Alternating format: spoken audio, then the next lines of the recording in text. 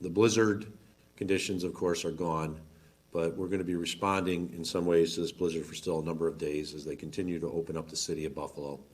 I want to thank you, everyone, for the work that you've done.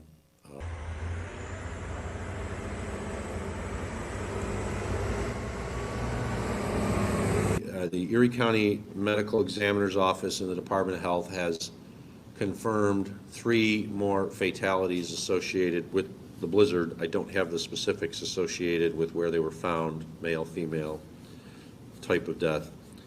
However, we now have 28 deaths. You're probably wondering, we had 27, we've added 3, how could we have 28?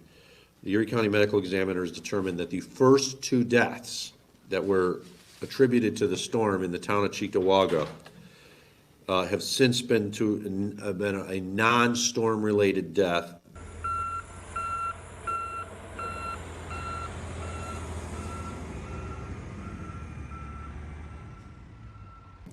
The driving ban is still in effect for the city of Buffalo. It has been lifted for everywhere else. The most recent ban that was lifted was the city of Lackawanna, which was lifted after 10 o'clock.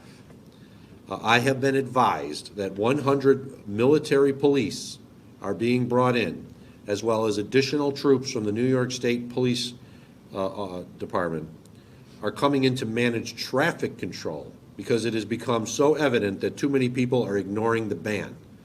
I've been told they will all arrive later today, and they will start being situated at entrances to the city of Buffalo as well as major intersections, not allowing people to get through.